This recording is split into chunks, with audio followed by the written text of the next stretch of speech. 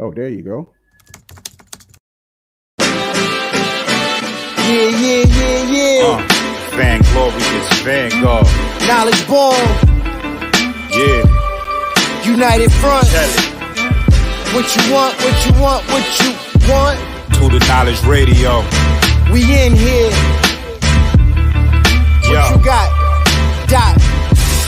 Work hard as a slave to one day be your savior. The wave unwavering. This is a labor of love. Rise with a purpose every day. Invigorated. If we were on TV, we'd be 10 times syndicated. If we waited for validation, a paycheck or accolades, we'd be starved, already lost or ran away. But when you're square solid and you circle too, you don't need a place for silence. The concept is conquered through media, not areas of people activity. A mix that don't lose ethnicity, tightness that don't lose the elasticity. Explicitly, this isn't where we give the novice regard. Nah, this is where knowledge is born.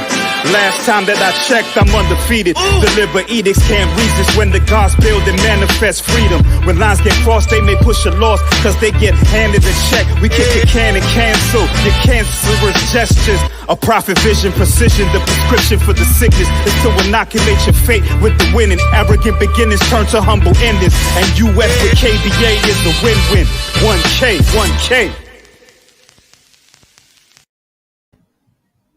Yeah, I like that, man. Yo, that was fire. You could have did that for 20 minutes. I'd have been all right. I like that. 1 year anniversary. Boss talk. You understand what I'm saying? We got a man legend in the building. You understand? We got a radio personality who paved the way for both of us and everybody to come after.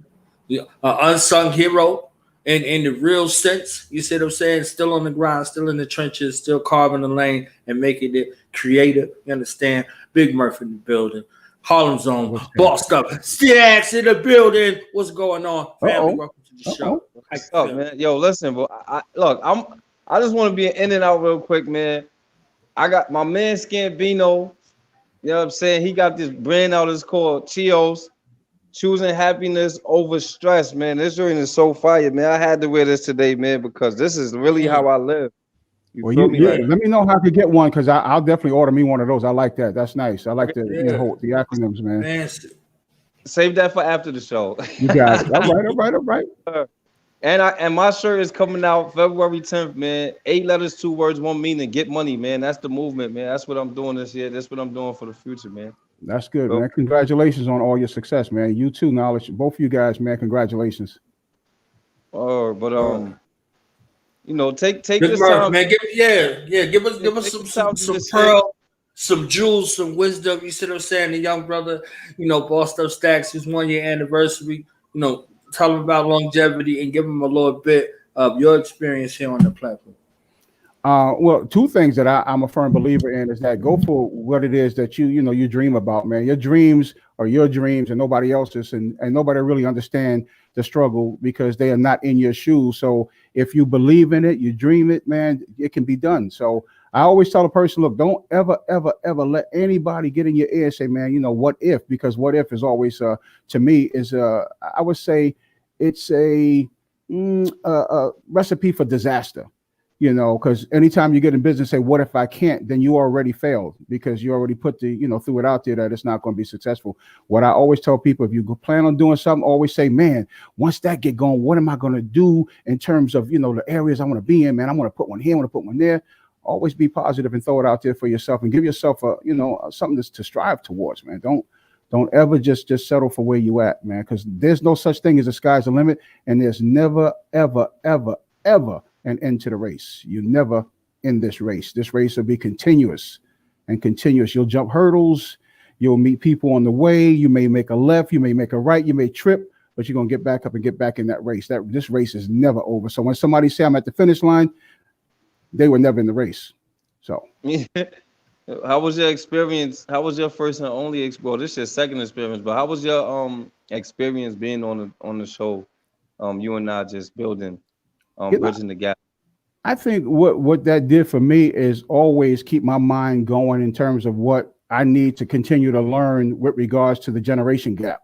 It's like talking to you and what your mindset is on what's going on in the world today and how you have gotten to where you are, and me being where I'm at, what can we do, to kind of bridge that gap and make it easier for you to get to where you are, just like somebody who was older than me, who was a quadruple OG, was for me. So I'm always striving to be not just better, but to be able to leave a footprint for somebody else, to be able to just step into it and say, okay, there's a foundation for me to at least put my foot in. The rest of it is up to you.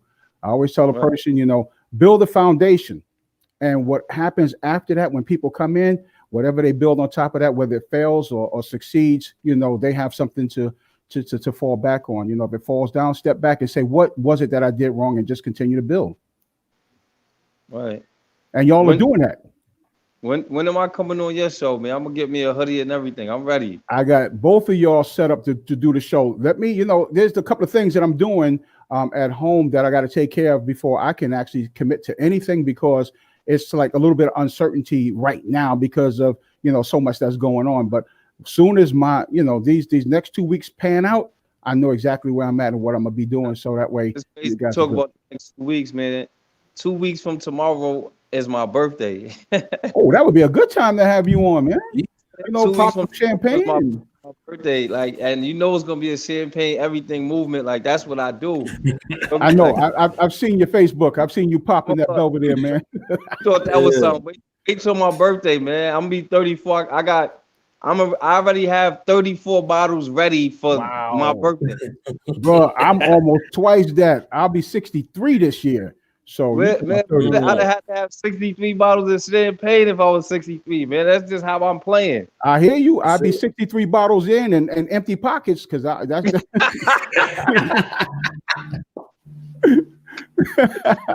yeah, 63 bottles is costly. I'll tell you that much. I'll get 2 bottles and pour 63 cups. How about that? I ain't drinking champagne. I ain't drinking champagne with 40 hours money though. You feel me? I got a little something in the couch. You feel me? Man, they don't call you Staxx for nothing, man. Right. That's the old me. My man, my name right now is Limp Balls. Uh-oh. That's why when somebody named me in the beginning, Money Murph, I said, man, you mean Limp Pocket Murph, man. Don't try to make me somebody I'm not, unless if I put my hands in my pockets and I find a lot of money, I got somebody else's pants on. That's a fact. Right. True. Real. But so man, let me ask real quick before you go. You was blessed enough to be around 3 or 4 generations of music. Yes. How do you meld them together from one generation to the next? And then also, how does that help us in regards to communication from these 4 generations? How can the bridge be built and the gap be closer together? That all goes back to what I said about a foundation. Somebody had to be here before me, and that person that came after that person started building. And what it did was it put me in some sort of, lane that gave me the ability to learn from who was, before me, and to be able to see what's going on today and how I can mesh that together. And as I move forward, I'm going to meet brothers like yourselves who are now, making your way, which means that I'm like, it's like a progression that, we have to understand that, whatever we do, somebody's watching, and that person that's watching may want to do the same thing we're doing, but don't know how to do it. So what I try to do is I try to make it possible for those who are coming after to have something to look at and say, all right, that's how you do it. Because remember, before it all got started, somebody had to be the first one. That first one had a struggle, but that first one made it possible for whoever came after to make it a little bit easier. And so that's, to me, how you bridge it, by continuing to leave a footstep or a footprint for somebody to follow, which makes it a lot easier. And then and bridging the generation gap, you got the Frankie Crockers from back in the days. You got the and I'm talking about people who've been on the radio for years, and you listen to, you're like, wow, man, these people are incredible. They know their music. They live the music. They out there on the scene with everybody, and they're rubbing elbows and shoulders and shaking hands with the people whose music they're playing. And I'm like, woo, I want to do that one day, because there's so much music out there. And even in your cases, I'm sure that there's some artists out there you would love to shake their hand or give them a fist bump and say, yo, your music got me through a lot of stuff, and that's how I feel with a lot of these, greats who was here before us, whose music I'm playing now. I couldn't wait to get that opportunity to say, yo, thank you so much, man. I just want to say, because of you and you'll be in the soundtrack to my growing up, it made it a lot easier for me to get to where I'm at because of all the struggles that you went through. So that's how we bridge the generation gap, is to continue to teach everybody. Don't hold that knowledge away from people. Keep it, because there's powers in numbers. I can't take this and do it alone. I got to teach you and show you, and, you guys continue to do the same thing that I'm doing. Spread the love. One of the most unique things that you said just now was there's no such thing as the sky's the limit. Because I always tell people that the sky's not the limit. It's just where you're supposed to leave your footprints. Exactly. Exactly. You got to leave your footprints in view, man. So if you leave your footprints in the sky, somebody can look up and say, that's the way to go. Like they follow the North Star. There's that comet. Where's that comet going? It's like, it's always something to give you, direction, an arrow to point you into wherever it is that you got to go. It's up to you to go there. The Staxx sign. You got the bat sign. That's the Staxx sign, my footprints. That's right. See, it's not always to call Batman, right? Stack man up in here. Stack man. Got the red phone, right? Got the red phone, or what color phone you got? Staxx man. I got a regular black crack phone. That's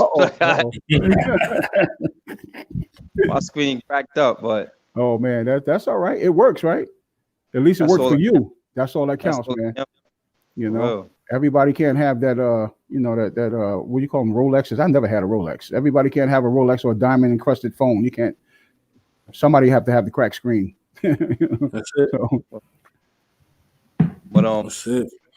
It was fun being here, man. I'm out, man. Yo, Knowledge Boy, I'm gonna let you do what you do. You'll see me in another 45 minutes, man. I know. I might change my shirt on him, man. I ain't even gonna lie, man. You got to. But listen, to the people, the entrepreneurs whose line you're wearing right now, wish them the best from us, and lots of success, man. And on your line, the same thing with you too. I appreciate you so much, man. No problem, brother. Appreciate you for having me here, man. I can't, listen. I look at you guys as Jay-Z, as the Stephen A. Smiths, or whoever it is that have shows that that you look up to, man. I feel the same way, man. That's how I look at you guys. I don't look at you guys as like, you're here for a year and I've been here 40 something years. Just that don't make no sense, because I'm learning every day from everybody, man. I don't care how old they are. No, I appreciate you. Anytime, bro. So I know you gotta go. Your mix before you go. Well, you can catch me every morning on ClassicSoul1075.com. I do the morning show from 8 a.m. to noon. I also do a show with my brother D. Mitch called WGO Hip Hop Flavor. That's going to be airing tonight at 6 Eastern Standard Time. That's why I'm in and out today. But I couldn't let this opportunity go by where you guys are celebrating the year anniversary and not be able to be blessed by being on your show and to be able to celebrate your first year anniversary, man. They can also catch me on Facebook at Ken Murph, KenMurph, or Instagram at Big Murph 1075. I don't do Twitter, although it's I don't even know. Because I don't do Twitter. I don't think that's I can't do that. But or they can always check out the show. We have our own app. You can go to the App Store, put in Classic Soul 1075. You get us and have the app on the phone. But I just want to say thanks to everybody who's been supportive over the years. My television show, What's Going On, it'll be this April, be 36 years. It's been on the air. It's on Apple TV, Roku, you name it. It's all over about 300, 400 million homes across the world. And so, there's a whole lot of opportunities for me to be able to help young people or anybody that, is looking for a platform to get out what it is that they're trying to do in terms of positivity. That's real. I mean, this station was built off of that, because why I said unsung for a reason, not because of the show, but because of our history. There's so many who have come before us, greats, that have made a bunch of things happen, but they never got a chance to have their, story told. We go for the greats. We might get one night in Miami, but what about the next night? You understand what I'm saying? Right. What about the next night or the night before? You see what I'm saying? So, there's stories along the way and there's people along the way. So, Do Knowledge Radio was an ode to that. Those who are now ancestors, those amongst, our elder group, those amongst our peer group, and those amongst our youth, to celebrate them and have their stories be told, and also to share their gifts, their talents and all things like that. So, this is a dedicated space, specifically for that. And this is how I met Staxx. You see what I'm saying? Like, he came on for an interview, right? and left with a job. You understand what I'm saying? You know what's funny? It's funny you say that, and how we talk about bridging the gap. You know, here we are. I'm talking about 36, 37 years ago. It was for the very same reason I started my show, What's Going On, because I just felt that there wasn't enough platforms for people like us who can just walk up and say, I have a story to tell, and not have a place to tell it. So we created that platform, just like you guys continue to create that platforms, because again, somebody might see me and say, oh, Murph, you know, you've been doing your thing for a long time and may not know how to approach me. And I'm like, I'm that regular guy who started out just like you, you know, and I'm here if whatever information or whatever jewel I can drop that'll help you, I'm all for it, man. It's you. Anytime you see me, I don't care where I'm at, man. Just say, what's up? Hey, Murph, you know, I want to ask you a question. You got it. You got it. That's how I've always been. I'm like, I go to the laundry, do my clothes, all the garbage in my house. I'm dad, and you know, you better wash them dishes and why the garbage. And when you went out, why you didn't take the garbage with you? You know, it's like, you know, so celebrity to me means nothing. You know who celebrity is? A celebrity is a young lady who gets up, got 3 kids or 2 kids, whatever amount of kids she has. She got $20 and she got to figure out for the month how she's going to stretch that to either pay her bills, buy some food, get the medicine, car fare, whatever it is. That to me is the celebrity. That's the one. If she can make that work, then she's the celebrity. I'm just somebody who found a niche in life that I truly enjoyed and love and able to use as a vehicle to help others. That's it. That's real. That's real. I love it. I mean, that's motivation. You know, we come from mothers and grandmothers and aunties and that had that same magic. You see what I'm saying? And instilled that kind of work ethic and visionary talent in us. You know, they believed in us and loved us enough to propel us forward. So, you know, just you know, walking in those footsteps. Look at Tupac's song, the late great Tupac, who said "Dear Mama," the "Dear Mama" song. You know, you look at a song by you know, the Spinners. They have a song called Sadie. You know, and it's about, you know, grandmothers, man, out there, mamas just out there working hard, man, cleaning the floors just to make sure you got a roof over your head. That to me, those are the celebrities, man.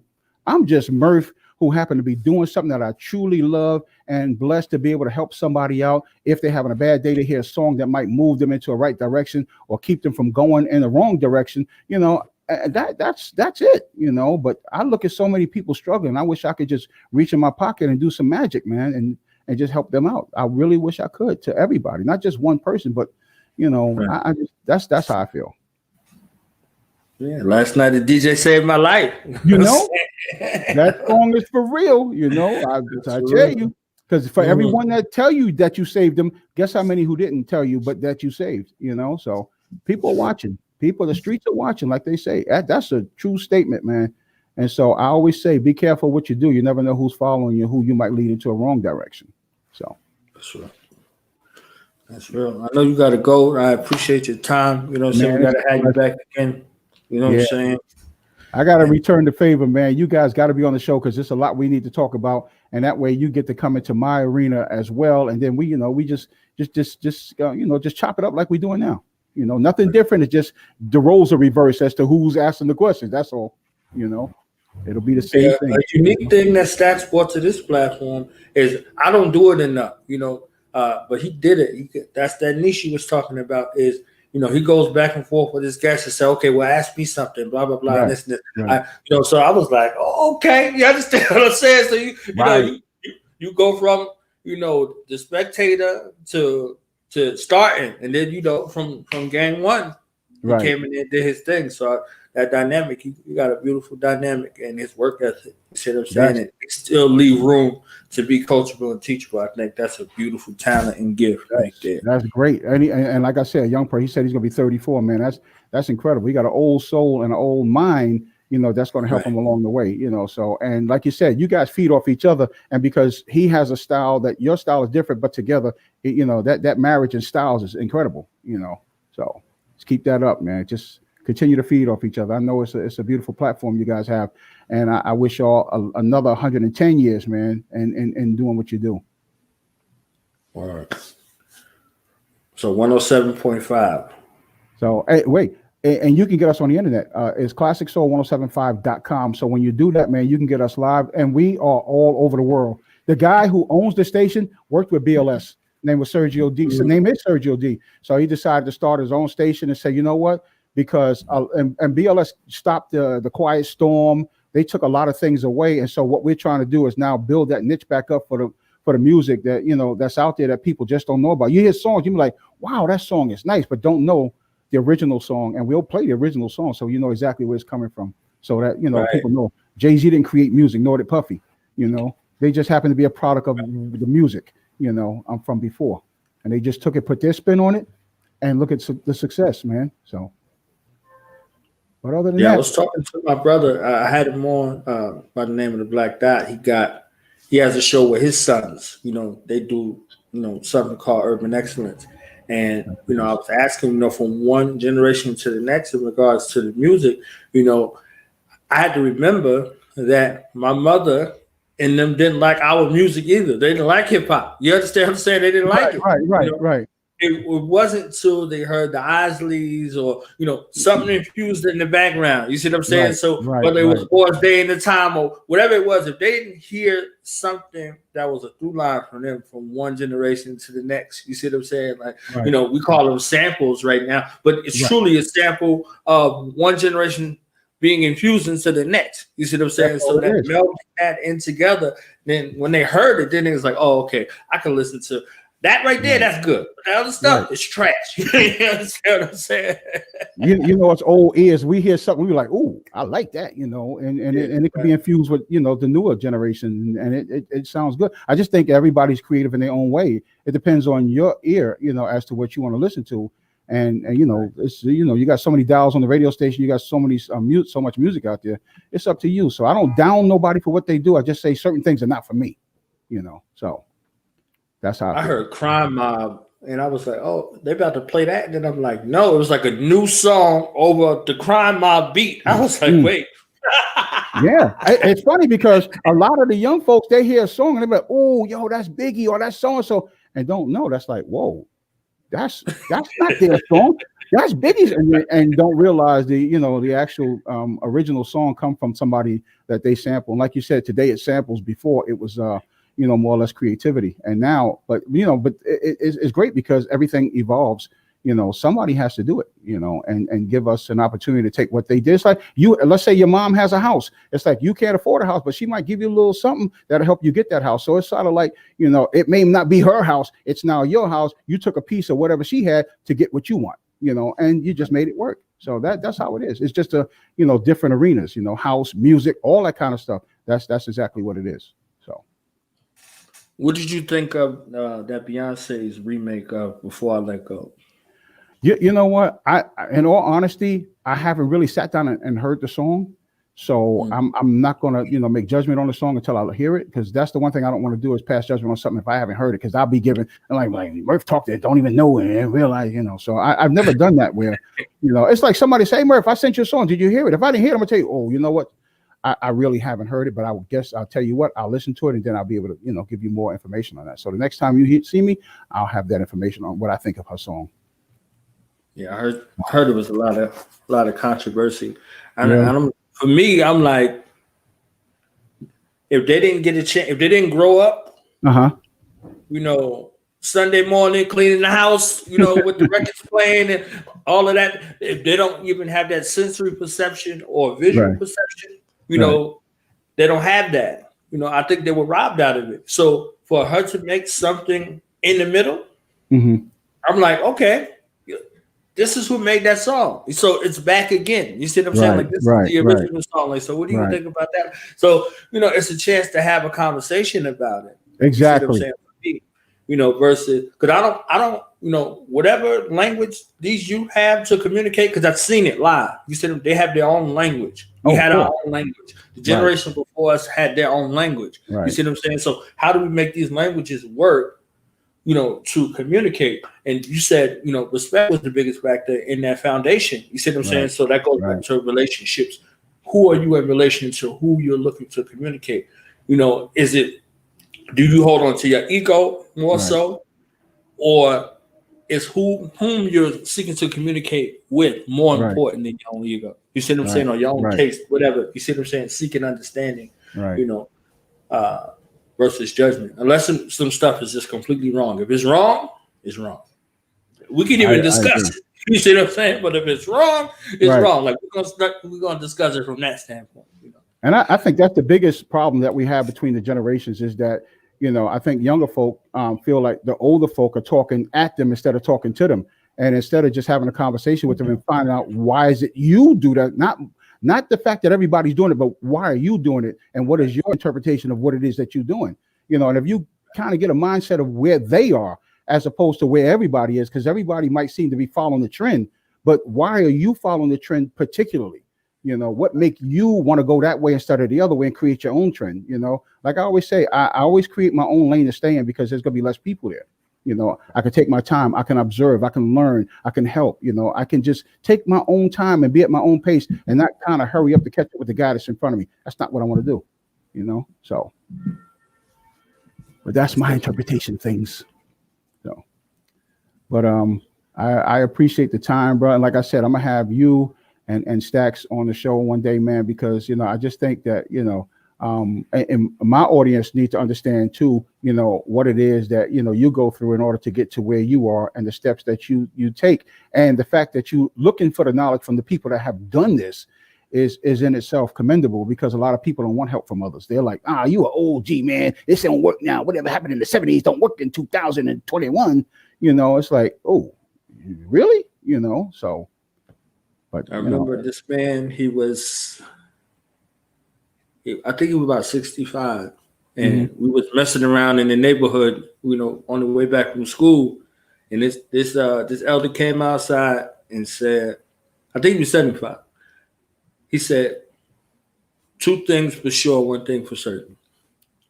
He said, I can shoot you and go in the house and forget about it.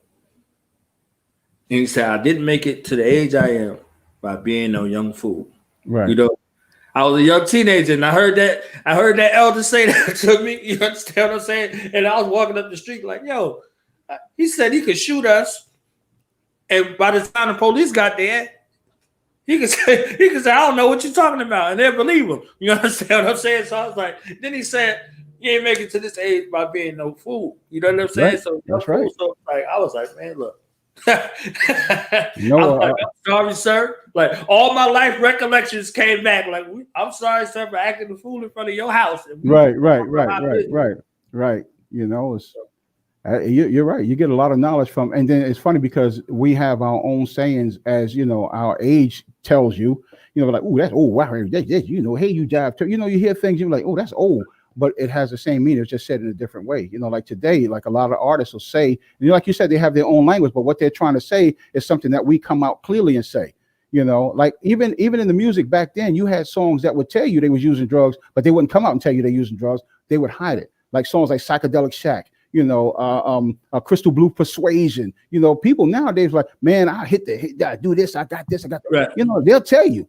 Well, we tried to hide it. So. It's a whole different era, and I guess now with the changing of the times, a lot of people, they change. We just have to understand that this is their generation, and this is how they do things. We had our way, and they look at us and say, "Whoa, that was cuckoo. What the hell was y'all thinking?" So that's we just have to give them that opportunity and understand one thing. Again, it's about talking to you instead of talking at you, because once you start talking at people, when you was growing up, you didn't want nobody talking. You didn't want to hear much either. So now. It's the same thing. The shoe is on the other foot. Now you're trying to talk at somebody as opposed to talking to somebody. When you say, well, if you would have just asked me nicely, I would have told you. But if you want to yell and curse, then I ain't going to tell you nothing. We're just going to be enemies. And that confrontational thing at my age, that's not good. So I don't want that in my life. So, but on that note, I'm looking at the time. I'm going to have to get on the air in a few, but I just want to, I don't even believe I stayed this long, but you know what? Let me tell you why. When you get into conversation when somebody stimulates your brain, it's a good thing, because, I could talk on forever and wait till 5:59 and then go on the air, but I have some preparation to do first, so I always like to, prep myself, get myself in music ready, and just being able to talk to you guys is just going to make it exciting to be on the air and just know that I got a chance to talk to somebody, some young brothers who are doing their thing. And I can see myself in you guys in the beginning when you're like, wow, that first year anniversary, man, I'm excited. I got through 1 year, man. That's 12 months. That's 365 days, man. So in those time frames, I know a lot of things could have been like a door that shut on you guys that you could have said, you know what, freak it. But somehow or another, you always put your foot in the door and you never let it close. Look, I know you said you gotta go, but I gotta let you stay in here real quick because the man, the myth, the legend is in the building. The Okay. master Cliffy Bars. Oh, You stay in here because the man, the myth, the legend is in the building. The master Cliffy Bars. Yes, sir. Cliffy. See how the passion of the knowledge, man. Damn. You got to turn your YouTube go down in the background, Cliffy. You got that reverb. Damn. Right. You got to turn your YouTube go down in the background, Cliffy. You got that reverb. Yeah. So, Cliffy Bars, Harlem Streets. y'all can hear me? Yeah, I can hear you. Is it good now? You're getting that feedback. Yeah, Yeah, I can hear you. all right, hold on. Is it good? Like a little echo. Yeah.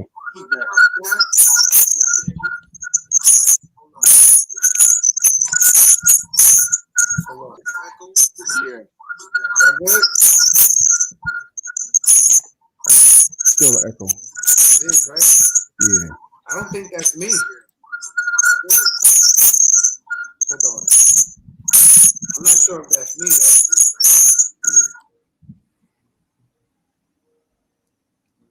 It got better. It got better. Did it just get better? Still on there.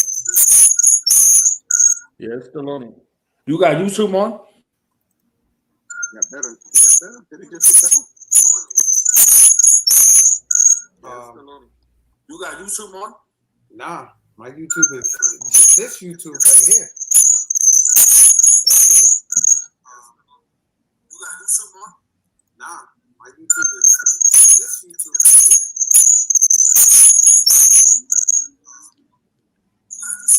Hello? Cliffy, leave and come back. All right. Got it. Let me log out. Yeah, I see. Yeah, it had to be. Something was on. Something was on. Yeah. But I'm gonna get ready because I got my studio host is about to walk in, and we about to get ready to get this show started. But man, I wanted to stay around and hang out and say what's up to Cliffy, but you know, I'm gonna have to get out of here. All right.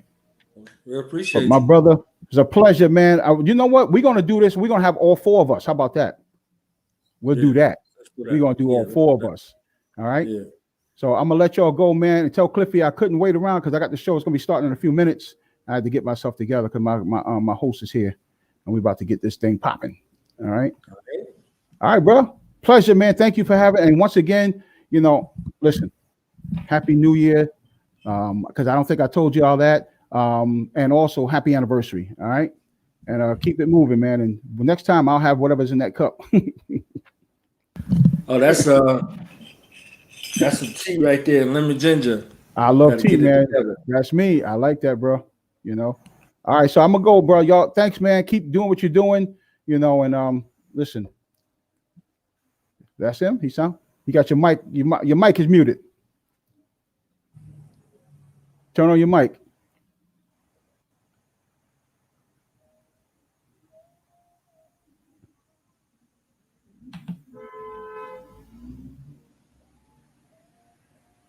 Hello? Yo.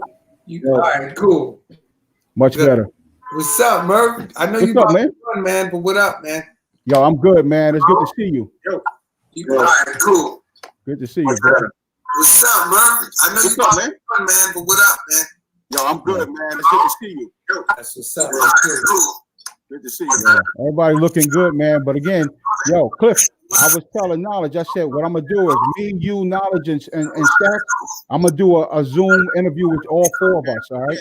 We'll do that one day. Bet? So, guys, I'm going to talk to you all later, man. Peace out. Peace. Peace. Thanks again, man, and happy anniversary.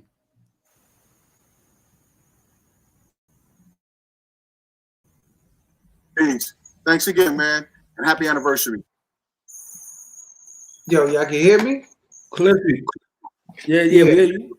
Thanks. Thanks again, man. anniversary. Yo, I think I know what happened, bro.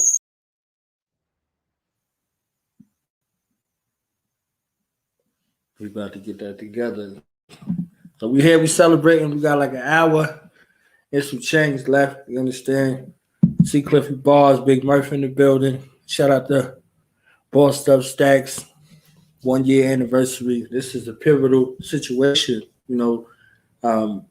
Most entrepreneur ventures in regards to our people, they look for them to come out within the first year or the first 5 years to be completely done. So for our brother to be able to, hold it down, you see what I'm saying, on the fly, we threw him in the game real quick. You understand what I'm saying? Like, got him out the stands and was like, yo, you want to take this picture? Oh, put this jersey on. Get in the game. You understand what I'm saying? So, my man been running ever since, man. Cliffy Bars, man, what's good with you?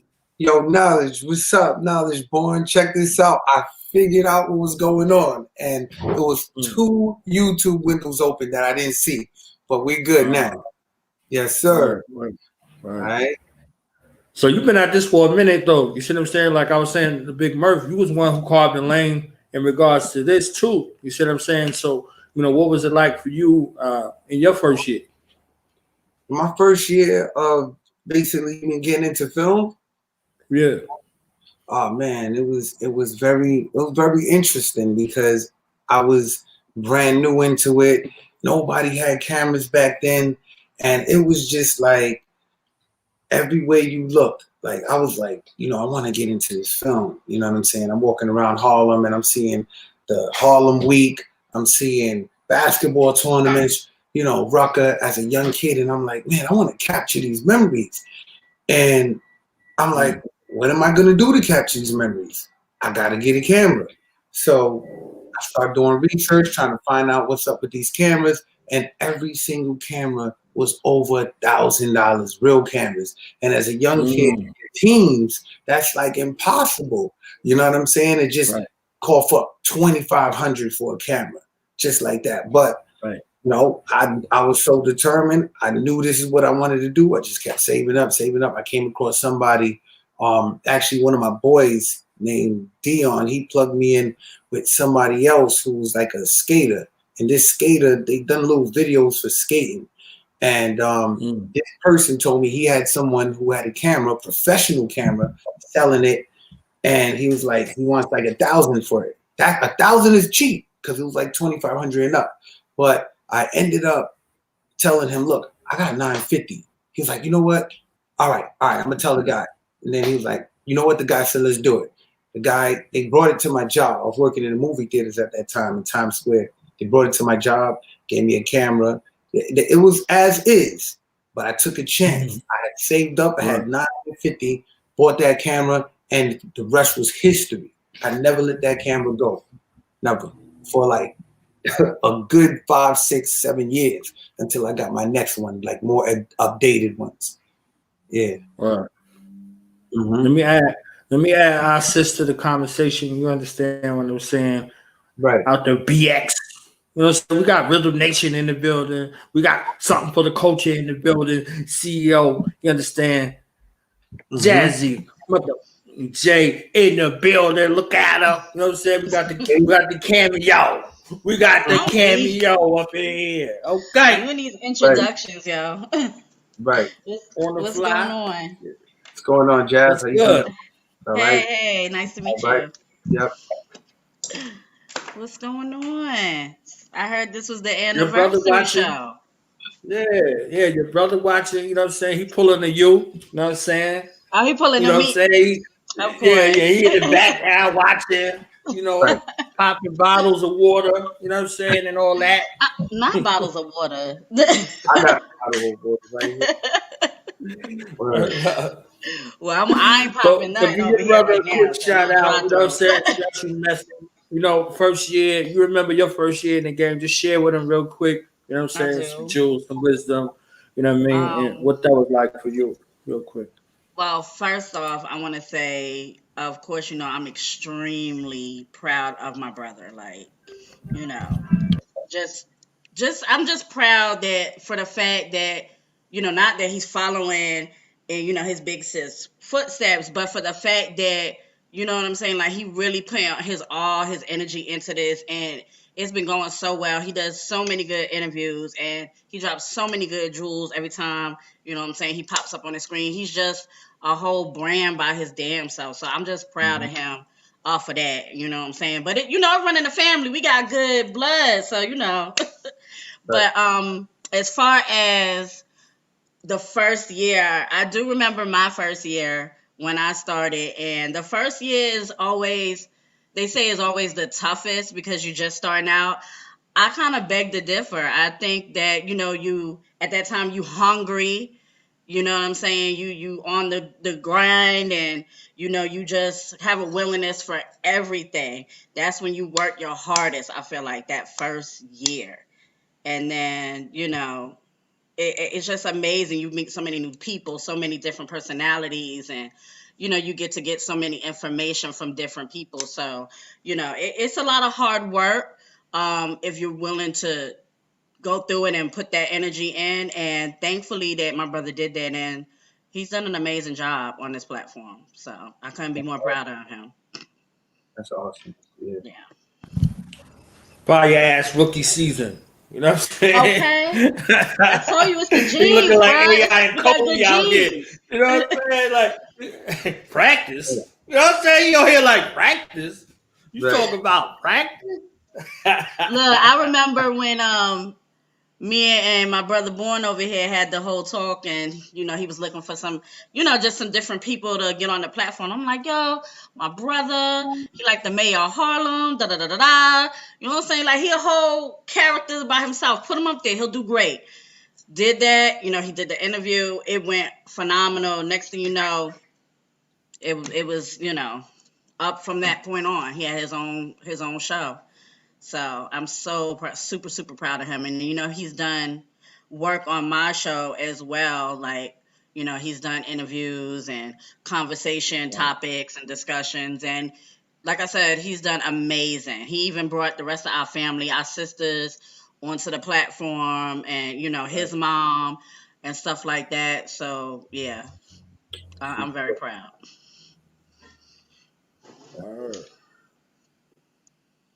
Very, very proud. So Jazzy J, something for the culture. You know what I'm You saying? know Let the it. people know. I know you got to run, but give us a final word. Give us where they go at. One more. You kind of froze there, bro. Say that again. Can you hear me now? Yeah, I can hear you now. What you said?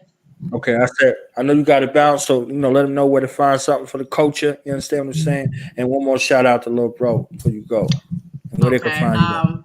Of course, something for the culture. That's me. Y'all can find me on the actual show pages on Facebook. Something for the culture. You can find me on IG. Something for the culture as well. And on YouTube, we are actually Something for the Culture show. So yeah, look us up. We always doing dope interviews with many legends and local artists. And again, shout out to my little brother. Like, love you to death, baby. It's nothing but up from here, boo. Like, for real. All right. Appreciate you, sis. Hi, Appreciate bro. you. See y'all. Peace All out. right.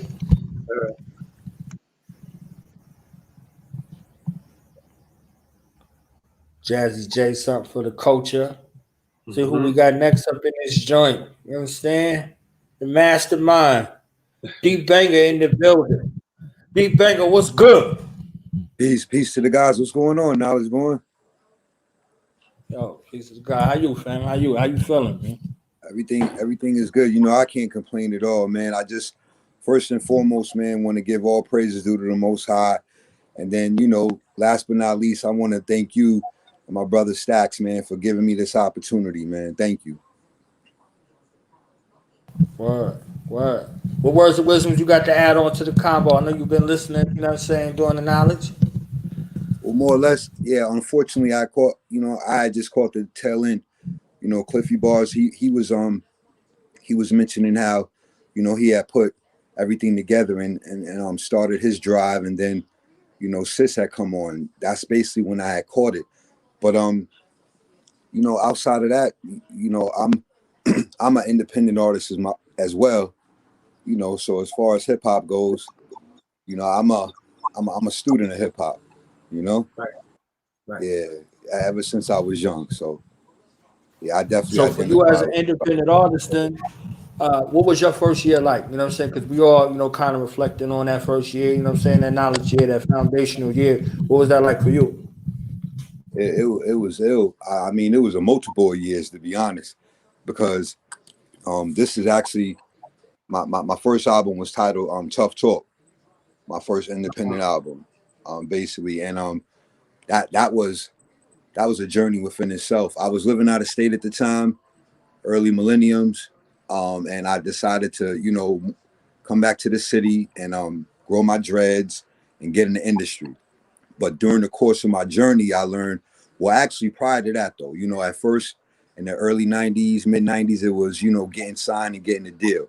And then basically learning from other brothers, you know, such as Master P and other independent artists like Hove, you know, that basically transcended that path. I was like, okay, you know, let's just stay independent and go that route.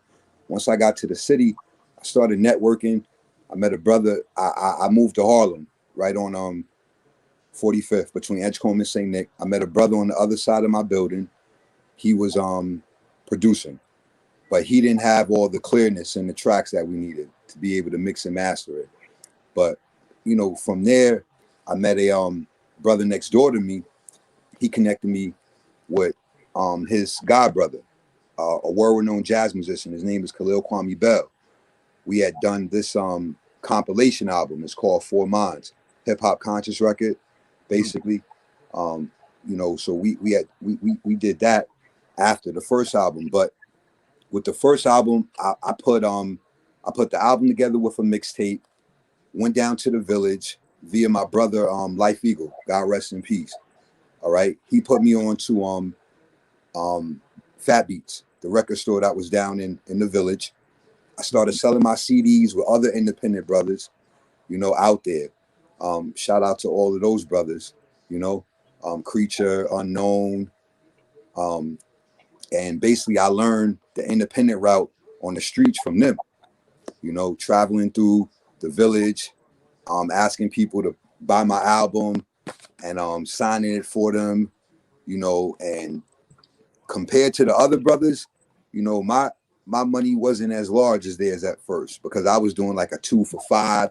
I was just getting in, you know, but that 2 for $5 with the album and the mixtape, that was my own marketing strategy. I met a lot of people down there.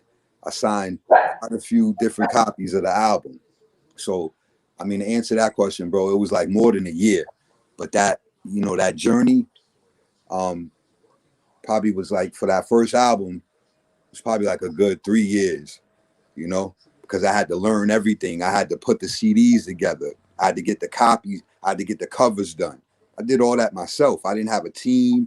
I had my brothers, you know, from the hood, but, you know, they was doing their own thing. So this was my dream, you know. Cliffy Bars, who did you meet along the way within your first year or so that, you know, kept you kind of focused on what you was doing, or what experiences did you have within that was like defining moments for you that you would say that kind of kept you, you know, like, yeah, this is my lane, I'm gonna keep going. You see what I'm saying?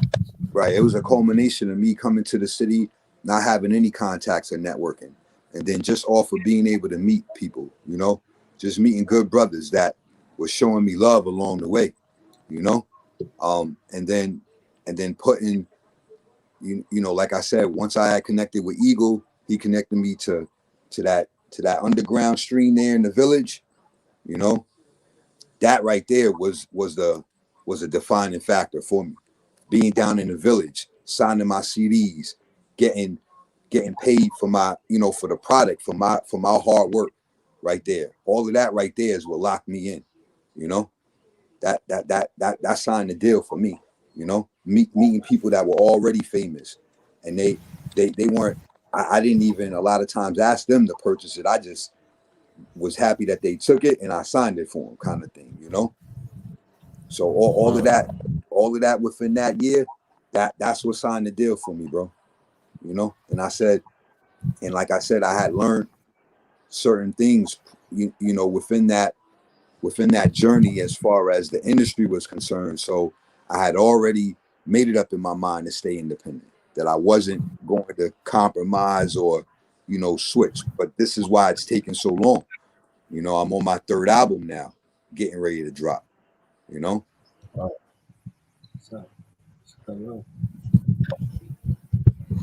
Cliffy, I know you had something to say. You know what I'm saying? Go ahead, Cliffy, man. What's Well, good? Same question. to that same question, like what got me going when I first started filming was like, I remember, like I used to enjoy interviewing people from my neighborhood, from Harlem. You know, I used to enjoy that, and then you know it would branch off to like the Bronx, Brooklyn, and Queens.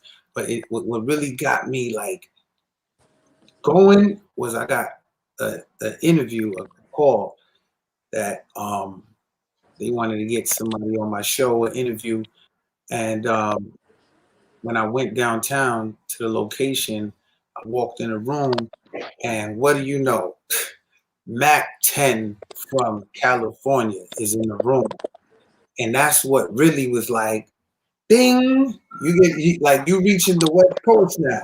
You reaching California now. You know, people wanted, you know, people was interested on getting on Harlem streets. So that's when I was like, yo, I gotta get serious. And then, you know, but that was like the spark because I grew up watching him on TV. I grew up like, you know, watching Mac 10, you know what I mean? And watching you know, E40, MC8, you know, West Coast Snoop Dogg. So for me to reach that coast or to have anything to do with the West Coast and everything about me was here on the East. I was just in New York. I had never been to Cali at that point. It was just an eye opener. So I was like, okay, this is bigger than just Harlem. This media is now reaching on another coast. So that's what really got me serious. You know, then it was like a ripple of other artists after that. Yeah. That's what's up right there. Let me add the God into the conversation, man. You know what I'm saying? The man, the myth, the legend, the mastermind of the mastermind. You understand? Born magnetic in the building, man. Peace. Peace to God. Peace to the gods. Peace to all the Peace, kings on the peace. planet. So definitely thank you for having me. Happy anniversary. You know, it's always a monument and a milestone. You know, any progress and forward step for us is a good step, man. So it's a good look, man. Thank you That's for the real. thank you for having me. Word. So we talking about starts. You know, I know you had a few starts. You know what I'm saying in your development along the way. You understand what I'm saying? So Man. you know, kind of reflecting on that first year. You see what I'm saying? What was it for you? What was that first year like for you, getting started in your ventures? You know what I'm saying? I live by one quote, right? Even a stumble is forward progress, right? So I live by that. You know, so coming from the town, coming from New York, you know, son said he from Harlem, I'm from the Bronx. But one thing about the town, every borough has its own unique aspect and ambiance, right? So for me, you know, my new start was, you know, being returning back to society. You know, so for me, so even like it's one thing to go away, you know, and be incarcerated, but then to have the opportunity to make it back, you know, that was a blessing. So it was beautiful to get around people that love me and that, you know, and that had took the time out to let me know that, you know, everything's gonna be okay. Because in all aspects and endeavors, right, you know, the school of thought, the nation of gods and earth taught me that everything starts with one, right? So wherever you at, everything has a beginning. You know, as the brother said, you know, he's from Harlem, but he reached all the way to Cali, right? So thoughts know no distance and man knows no borders. You know, so as far as your thoughts can go, that's where we trying to reach. You know, so for me, my start was you know, just you know, I did 25. So coming back after 2 decades back to New York City was like a eye opening experience, right? But I didn't take my time away lightly. I wasn't smacking the backs off of cars, falling, you know. However you utilize your time is how you utilize it. But I had a plan. So I said, yo, you know, the book of life don't end in there. So once I make it back to the town, I'm gonna hit the ground running because I laid up too long. Even now, when people are like, yo, just sit down, I'm like, I sat down too long. I need to keep it moving. So for me, that was a humble start. Getting around people that knew some things, technology, learning technology. That was a new start.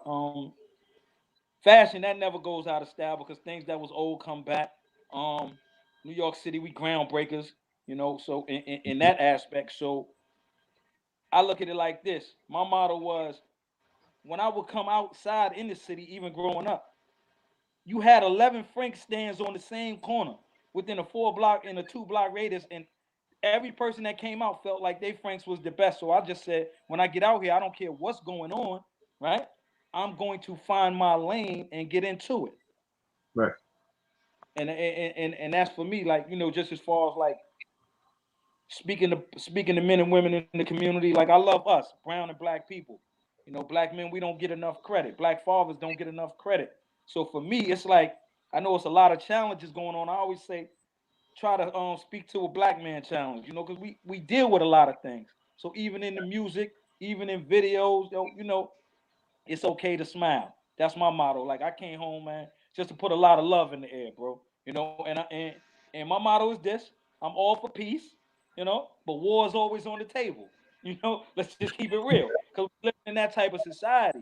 But you not my enemy, And and at the root of all that, whatever's the enemy is self-hate, So, and somebody taught us how to hate, So like, nobody on this panel is my enemy. You might be competition, but that's healthy. Competition is healthy. That's good. Because while you're asleep, your competition ain't sleeping. While I'm asleep, one of these brothers might be up thinking about an idea. So it's like, yo, it's time to go to bed. Why? Somebody's up thinking of ways, to be more creative. And I'm sure the best of ideas came about early in the morning. So thank you. Right. That's peace right there. That's peace. So all y'all take a second and give Staxx some advice on that first year. You see what I'm saying? Something y'all wish y'all learned along the way, and something y'all wish somebody would have told y'all. You know what I'm saying, on that first year start. You know what I'm saying? The first year. You see what I'm saying? To keep them going. I start with Deep Anger, then Cliffy Bars, then the God format. All right, so more or less. Also, I want to say happy anniversary to you brothers as well. All right. As far as the words of wisdom, more or less, staying focused, determination, and that drive, hard work. Those are the things that I learned. And never quitting on myself. Never quitting on myself, regardless. Like, as far as what anyone didn't tell me, basically, I didn't have anything to go on. I had no other independent artists around me. So no one told me anything. I just, the brothers that did tell me, they were on the screen, like Master P, Hove, and all the other independent artists during that time. So I just watched and observed and then put the pieces together as I went,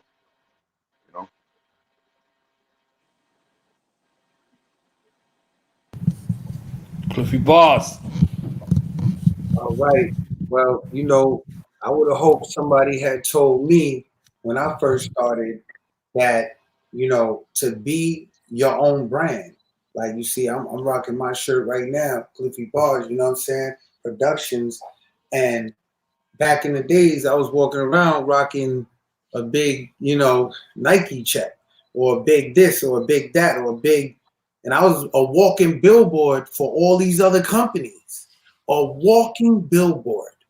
So what happens is they pay people like LeBron and they pay people like, other artists like the Threes. What's his name from Threes from West Coast? Man, Steph Curry, man. They pay people like him to walk around and wear their clothing, but they're getting paid to do it. We're not. They're getting paid to walk around with Nike. We not. So I would have hoped somebody told me, Cliff, wear your own clothes, promote yourself, be your own walking billboard. you know, I'd have been doing that from the first day. A couple years in, I'm like, I should make some T-shirts. I should make a Cliffy Bars hat. I should make a Cliffy Bars hoodie. That's what I would have hoped somebody told me, to be my own walking billboard. Spend your money on yourself. Spend your money on your product. Don't spend $150 on a Nike hoodie when you can spend it on making at least 5 hoodies with your name on it. So that's one thing I would have hoped they told me. Other than that, man, knowledge born, you and, oh man, yo, you and my man, Boss, y'all really doing the thing with this show. I got like this vision that this can get like super huge. It's been 1 year in, and I just want to say, y'all representing for young black men, entrepreneurs. Y'all giving people a voice, just like I felt like people tell me how I kind of was doing years ago, but now y'all doing it in a different era, pandemic era. See, with me, I couldn't run around and get 4 people on camera at one time and let them tell their story. But y'all are keeping it like present day. Y'all are present day promotion during the pandemic, which is awesome. Much love to y'all, and I hope y'all just keep pushing, man, for sure. Wow. To God. Yo, take too much time, but it's I'm just sitting here because like how this conversation is formulating, right? Because how the first brother spoke, then the brother spoke about branding, and branding is very important, right? Because I'm always say this, you know, man is the only asset selling on the stock market of life, right? So we appreciate or we depreciate, right? I have to shout out Pretty Nikki because I wouldn't even met Staxx. Staxx from around my block in some aspects, right? He I don't even know what block he's from. He's from every block, you know what I'm saying? But you know, as far as I met Staxx through Pretty Nikki, man, and Staxx had that hustler's ability. So again, like I said, shout out, like the brother said, shout out to y'all because it ain't even about the quantity, it's about the quality. You know, and the individuals that you have up here reach other individuals. You know, so for me, as the just to feed off what the brother said about branding, I would say, man, investing in yourself. You know, far too many, and you know, it's impossible to see the beauty of us through the eyes of other people, man. You know, and that's what I had to learn. I wish somebody would have told me that, or I wish I would have listened when they did tell me that. You know, appreciate the best part of you and pour into you, because at the end of the day, we all just cups, man. We just trying to spill into each other, and you know, don't let nobody take away from the value of who we are, because we great people, and the fact that we are, somebody knows that, and they don't want us to know. So everybody on this panel, whether it's pushing your own music, pushing your brand, that's what it is. You know, that's what it is, man. Because I like wearing Ralph Lauren, but his original name is Ralph Lipschitz. Nobody would have bought that stuff. So he changed his name. Nobody would have bought Ralph Lipschitz. You wouldn't have been walking around with no Ralph Lipschitz. You know, nobody don't know that. Right. You know, so that's the real. So for me, for y'all brothers, knowledge born, your peace, God, you know, it's imperative and important, man, that we just pour into ourselves, man, and keep doing what you're doing. And like you said, it's just 1 year. Everything had its start, man. Thank you. Yeah. Yeah, this 1 year anniversary of Boss Talk. You know, this is Dudenaz Radios. You know, we in the equality year. You see what I'm saying? So we walking into equality. So, you know, I wanted to celebrate him the same way his presence was a celebration when he came on. You see what I'm saying? Like, you know, before the show even started, I think we had a build session for like 30 minutes. And I was like, oh, yo, we got to go live. You know what I'm saying? So we was just adding on. You see what I'm saying? And he was taking me through, you know, different aspects in his reality. You see what I'm saying? And we were adding on. And I was like, all right, boom. So that carried on into the conversation. So, you know, I got the story before the story, then the story behind the story when we went live. And, you know, he's like, yo, I want to do this Boss Talk, blah, blah, blah. So after we was done, I was like, yo, handed him a jersey. You understand what I'm saying? Off the rip, like, yo, you could do this here. You see what I'm saying? You ain't even got to try to figure it out. Boom. And then he came with just what you said, born with that hustle, with that grit. Like he came. I ain't never had to give him a guess. I ain't never had to, you know, whatever it was. Like, you see what I'm saying? So he brought everybody to the table that came to the table. You see what I'm saying? He brought the table and everybody to the table, the forks, the spoons, the plates, the napkins, you know what I'm saying? Everything that you needed in order to do. And because I have so many shows going on, it was beautiful to see somebody that I didn't have to hold a hand through, all of the process. He hit the ground running. He's still running. You see what I'm saying? The Energizer Staxx out here. You know what I'm saying? Energizer Staxx still out here hitting that drum like the little bunny. You know what I mean? So when I thought about it, it was like, oh, yo, it's been a year. I remember my first year. You see what I'm saying? I had to do this myself. You see what I'm saying? So he didn't have to do it himself. Somebody seen it enough in him, to want to facilitate it for him. You know what I mean? So this is his celebration. I'm glad. I'm proud of the brother. You see what I'm saying? And I'm glad that the brother showed up for him. You know what I'm saying? The sister showed up for him. And giving him that wisdom. You see what I'm saying? Adding on. So let me see who else in here. Is there Sister Lisa in the building? Who's that?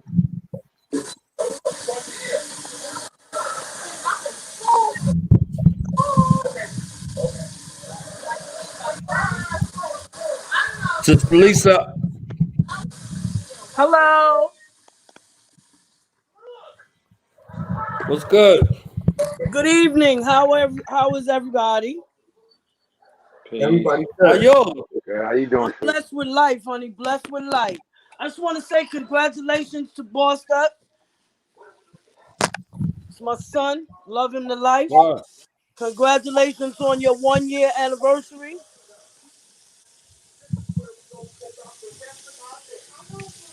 I What's love up, your mama? What you style. cooking over there? Huh? Cooking, ma. I know you cooking something, mama. What you cooking, ma? I'm actually grilling some chicken breast on the Foreman grill. That's what I'm talking about. I can smell the chicken from over here, but I didn't want to put the stereotype out there. I could smell it. You know what I'm saying? I was like, what kind of chicken over there? But I didn't want to, Yeah, that's what I'm making right now. So you and your daughter was on. I had a good conversation. What was your experience like being here? Was this your first time being on an interview on a platform like this? No, this is actually my second time. He did something on domestic violence, and I was on for that. Yeah. So how was that for you? That was cool. It's always nice to be able to input or have a conversation that doesn't get ridiculous because two people disagree. You know what I mean? We don't start calling each other names and get all crazy. I don't have time for that. So it was nice to be able to voice an opinion and piggyback off of somebody else's opinion and just have an adult conversation about something that's really serious in the world. It was just a good thing. That's what's up. I enjoy listening to that wisdom. You see what I'm saying? It goes across generations. We might run around here thinking we know it all, but it's always good to take, those cues and to hear that wisdom. You see what I'm saying? From experience, lessons learned along the way and all of that. The Staxx had you up in some situation with them questions. He'd be like, so let me ask you this. If this went on, I was like, wait, I went from hard line to like, wait a minute, I got to see this as a situation versus, being, everything being black and white, so some ill situations, and y'all brought some real jewels to the table. Right. Well, see, what that is, what he does is, whatever he throw at you, you just got to be able to catch it. You know what I'm saying? It's never done. Well, not to me anyway. It's never done disrespectfully, but it's done in a, like I said, it's a enlightening way to have a conversation where his point is heard, my point is heard, somebody else's point is heard, and it's three different opinions, but I'm not being caught. You know what I'm saying? I'm still Lisa. When we get off this radio station right now, I'm still gonna be Lisa. I'm not gonna be all them other names that somebody might call me. because we disagreed. So, you know, I love this as a older woman that's, you know, been through some things, seen some things, know some things. I'm never gonna steer you wrong. And when I tell you something, I didn't read it. More than likely I lived it. So, you know, you take it for what it's worth. You do what you want to do with it. You know, I can lead you to the water. I can't make you drink it though. Man, talk that talk, man. Talk that talk, man. Peace. Hey, Peace. I gotta leave. I want to say congratulations again to you and Stack. tell him yourself. He right here. You know what I'm saying? He tired of waiting backstage. He want to get in the game real quick. Tell him yourself. He about to come on right now. Harlem's on BossedUp Staxx. Harlem always talking. That's what we do.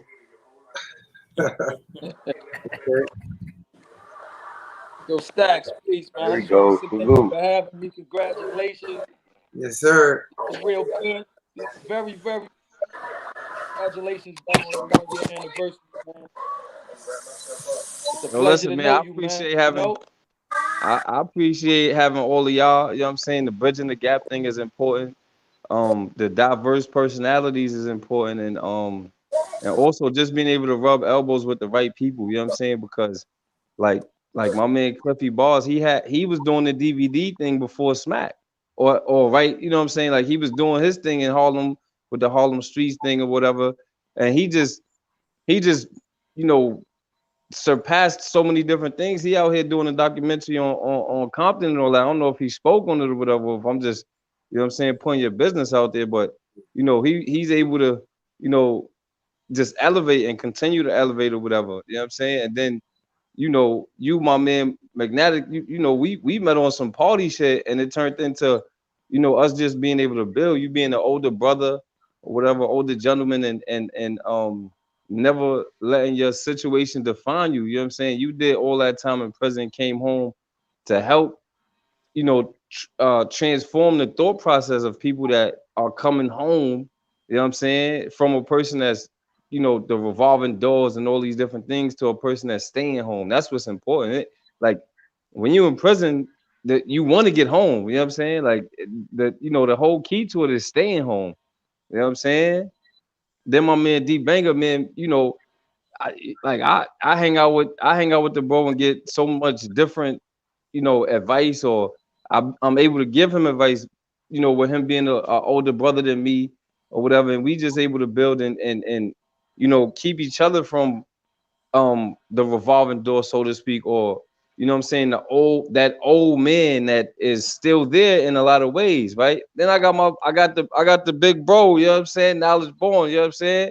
We we get on the phone and we dig in, you know what I'm saying? We, you know, we pick each other brains about a lot of different things or whatever. So, you know, boss talking for me is always, you know, iconic, especially when I'm actually sitting around the table with bosses. You know what I'm saying? It's you know, I just believe in so many different ways that we've allowed society, we've allowed white people, we've allowed them to dictate what our identity is or whatever, as opposed That's to right. us living in the true identity of what we are. You know what I'm saying? We are gods, we are kings, we are queens, we are, you know what I'm saying? We are these things or whatever, but we've we've accepted nigga, we've accepted, you know, all of these other you know, blood, crip, low, all these different things, you know, all these different things that have nothing to do with our true identity. You feel me? Who we really are, and in essence, what we are truly called to be. So, like, you know, when I had the opportunity to get the show or whatever, after my first interview, y'all could go check that out. You know, eventually is the power of reinvention is. You know, I was gone for 4 years for a crime I had a lot to do with, but I didn't do, and you know, reinventing myself as not a drug dealer, as not a blood, not a criminal, not all of these different things that society would call me or whatever, was it was what it was, you know what I'm saying? So like you know, I put my particular platform, or how I platform myself now, is living in this identity, like living up to the standard that I set, and not the standard that somebody sets for me. Like society evicting people, and making sure that we can't get jobs, and we running around focused on the identity that they give us. They don't care if we homeless or not, man. They ain't paying our bills. So for me, I could care less about anything that, you know, they try to articulate about me, man. There's no, when the story is told, they gotta, you know what I'm saying, they never gonna tell it in front of me, because I'm there to speak for myself. I don't need a lawyer. Right. Fact though. But I do want to touch a topic while I got all of y'all on the phone or whatever, on the line or whatever. You know what I'm saying? So you know, recently I'm a Harlem night, you know what I'm saying? Recently, you know, you got these young brothers, they in the liquor store. Young lady, they offer to buy her a drink or whatever the case might be. She turns them down or whatever. Now, it's crazy that she turned them down or whatever, and then they ended up beating her up, biting on her face, stomping out, or whatever the case might be.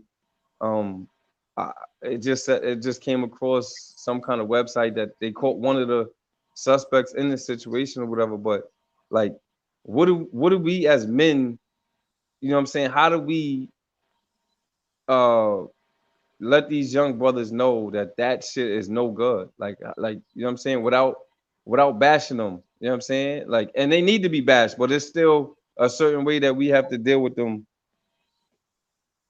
Generally, anybody could take the floor, man. One mic, man. Yo, I'm gonna tell you like this real quick. That just brings me back to the story. I think it was a little Dominican kid uptown somewhere. If y'all know, I think in the Bronx. I heard he was, you know, they just beat him up, ended up killing him. Just, you know, just because I think it was some mistaken identity. I just feel like people gotta just stop standing around, just watching little things like that. Say something, interact. Like somebody could have stopped that girl from getting beat up. There's no doubt about it. The store owner, the liquor store owner, stop hiding behind the glass. Say something. You see commotion, try to interfere. Like it's just whack to just sit there and let people beat up on innocent people. I think it's just whack to just stand there and do nothing. If you just interact or say something, they might just, you know, think twice and fall back. Like they know, like, look, oh man, you know, somebody's trying to interact. Let me fall back. They might take like a little second and think. Let me fall back. There's people here that's on her side or on this person's side. Let me just fall back. But if you just stand there and do nothing, then they just gonna be like, I'm gonna get away with this. I'm gonna get away, so I'm gonna go all in. And that's how I feel about that. Say something. So as far as that situation that occurred, I received a text message from a close friend of my aunt regarding that incident, and she sent me a clip of the video and everything. Me personally, you know, that's savagery. That's animalistic. As far as our women go within our communities, there's no reason comprehensible to me at all why our females, our mothers, our daughters, our aunts, our grandmothers should fear walking down the streets in their communities. And then on top of it, they're fearing individuals who they go home to, who look like the individuals, the males in their households.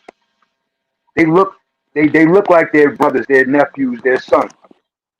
There's no reason comprehensible. So what we need to do is we need to come together. Anyone that denounces that type of animalistic behavior, we need to unite, right? So how do we do that? There's all different forms, but we can organize that, rallies, protests. However, just being able to speak out, we have a voice as individuals, let alone as black men, period. As fathers, as sons. She's a mother. She's a mother. Like, who does that? Who does that and who harbors that? Like, how is that? Nah. So, so being able to sit across the table from the ones that are united, build a united front. If you're in an environment or in a community and you witness a heinous act and you do nothing, I don't know what to tell you as a man. I mean, you think about interfering and that ain't my mother, that ain't my girl, that could be your mother. It's 2021. It's happening in every borough across the city right now, let alone across the nation. The revolution is not being televised. Like the good brother said, he had just come home. He came home to spread love. That's the first form that we on. But war is there. It is possible, because I'm not for anyone coming up into my home or attacking my daughters or my wife or my mother or my aunt at all, anywhere.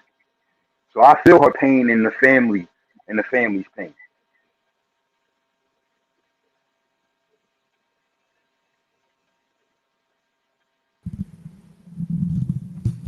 Oh, you can add on. I know you got to motivate. Go ahead. Okay, peace.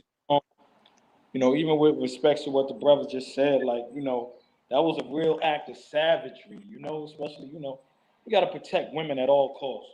I'm just from the era where we didn't, you didn't hurt women and children, right? But I also got to deal with a level of accountability because I got incarcerated for murder, so I got to deal with myself and say, when you take men out the community, it leaves young men to, make rules up on their own. And I'm not saying this stereotypically, but this is what's going on when you remove men out the community. And like the brother said, it's either in you or it ain't in you to step out there, to step out there and say, yo, I'm gonna stop this. That just got to be in you. That ain't something, it just has to be in you. I live by the code. Sometimes you gotta let the dead bury the dead, man. That level of savagery, it needs to be met with the level of savagery that it was met with, because that came out a level of boredom, like, or we gotta try to get into a level of understanding what was going on through that brother's head that he felt like that was right. What was, did it come from a level of upbringing? Where did, and did birds ever flock together? When did the light click on to say, okay, well, maybe even in my era, I ain't gonna say in my era, okay, you try to get a girl's number, she ain't give you a number or a name, you might call her a B, I was part of that level of stupidity, but hit on hit on a female, and you came through a female, come on. She's a civilian, she ain't had nothing to do with that, she was just trying to get somewhere, so dude brain need to be studied because it got to be something wrong with him, but he gonna get dealt with, and I'm just coming from the aspect of, coming from doing crime, but it wasn't like, we not hurting no women, man, just that's just like, come on, man. And for real, it's a black eye for black men and for men, period. But just, to be from the town and something like that happened, like I don't know. I just put New York on a whole different map. Yeah, it's ignorance everywhere, and it doesn't just reside in one city. But like I said, that brother's brain got to be studied because you can't be that bored, because obviously, right? See the key is if he wouldn't have did that, that's gonna be one of our daughters or sisters' boyfriend, and he's gonna go to the max. So now he just got stopped because it's an all points bulletin out for dude, and whoever got caught gonna tell. We already know that story. So it's like, yeah, she got bit, and I'm sorry, and I'm sad for that. But what got stopped is a far heinous crime than that, because he was gonna be somebody's boyfriend, or he might be somebody's baby's father or child's father, and he's crazy. I ain't gonna say crazy, pardon me.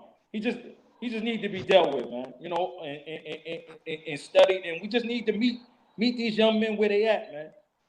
Far too often, like a lot of young people, they feel like if you older, you really, you going with the time.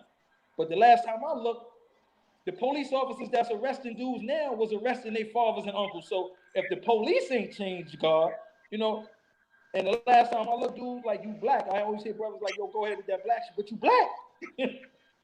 You know, so your level of stupidity is going to be demonized in a courtroom far greater than any other nationality's stupidity. But, you know, like I said, man, nobody wins here. The girl doesn't win because she's a victim, and dude is going to lose.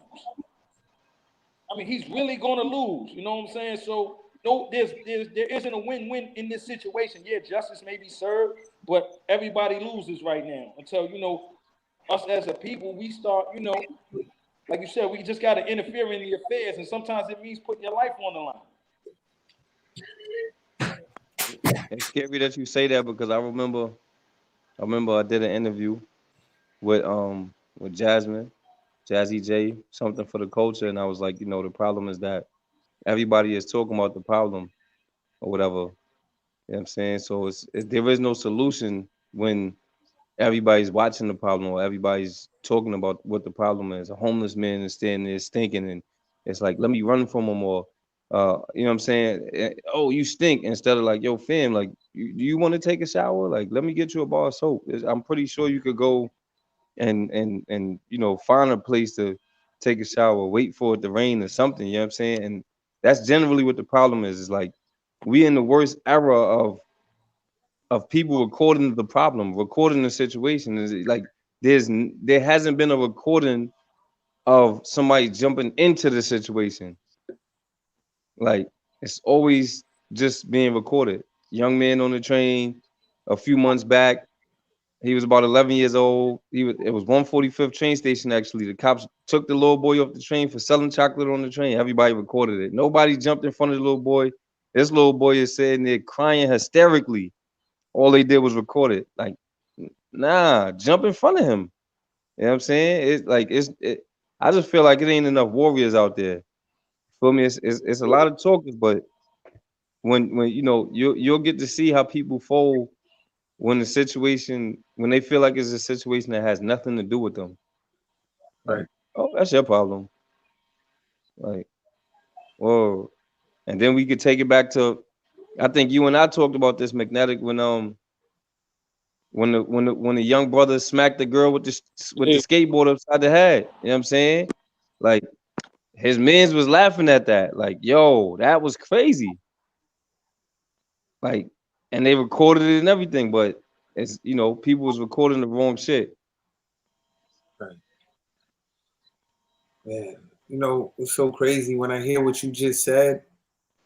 Like, that ain't my problem. I think back to the civil rights. They didn't look at it like, yo, that ain't my problem. Like, they was really, like, literally, you know what I'm saying? If a cop had did something to an individual, you have these people who went out marching. That didn't happen to that lady's son. It happened to the other lady's son. But yet the lady whose son was perfectly fine is still out there marching. It is our problem. If it's not our problem, then it's gonna continue to be a problem. So, like, that's just crazy. Like, No, that's a fact. Like, generally it becomes a situation where, since you brought up the civil rights movement, right? You gotta remember that those activists was extremists, right? Like, Martin Luther King was willing to die and he did die, right? Malcolm X knew he was gonna die and still put his life on the line. You know, we've had Al Sharpton or Tamika Mallory, like, they do the marches or whatever, but they not extreme. They not willing to go all the way with these situations. And now, you know, you got Yandy involved or whatever. I don't take nothing from the sisters or whatever, but, you know, generally it's like, this is not a situation, or these are not situations where they actually going all the way in. You know what I'm saying? They speak well and they mean well in what they speak about, but that shit is politics. You feel me? You've yet to meet a president that said exactly what he meant and did it. You feel me? He say what he say what's gonna get him the votes. You know what I'm saying? Look, man, this is what we're gonna do. We're gonna stop these fathers from going to prison so they can take care of their kids. And what happens? we right now, Biden and the vice president is two people that incarcerated more African American men in the past few years than, than most other presidents, right? Trump is so thirsty to get back in office. He's giving dudes pardons. He just pardoned Lil Wayne. He just pardoned so many different people.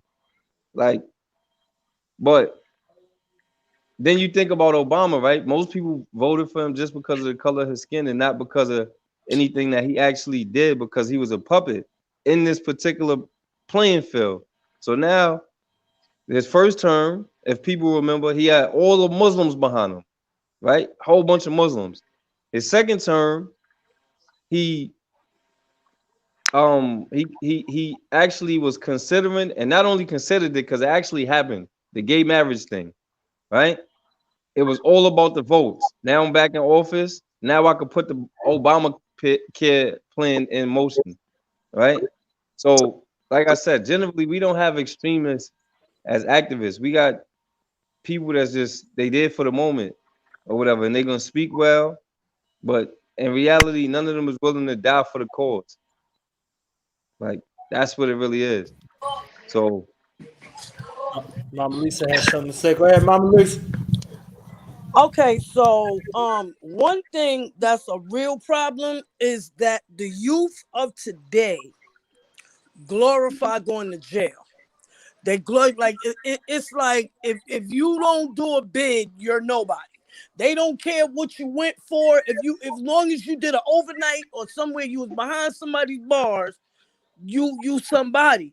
But they don't understand what that really comes with. You know what I'm saying? Because you running around and you acting like everything is okay, right? And you wilding, you doing this, you just walking up smacking people, doing this, that, right? And then as soon as you get in a situation and the judge slam that hammer, bam, life, you sick right now because you don't know what that means. You understand? You think it's always a tomorrow. That's not true. Aside from that, there's no respect. There's no respect for the elderly. There's no respect for the women.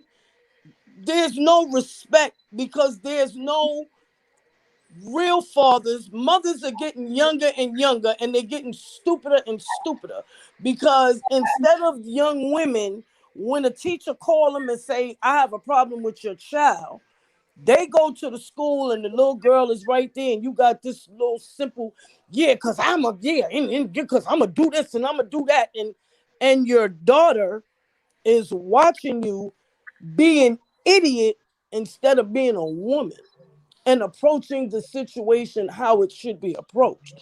Aside from that, material things are too glorified in this world.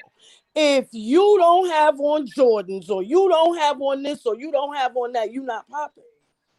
You got people killing people for sneakers, for jackets, for phone. And you're not killing me. You killing me for my phone, like that I worked for, that I went to the store for and purchased with my money. You want to kill me for what belongs to me instead of going and getting a job. Years ago, young men wouldn't work in McDonald's. Nah, I can't do that. That's beneath me, right? You wouldn't work for $7.50, $8 an hour, but you'll go to jail and work for 25 cents a day.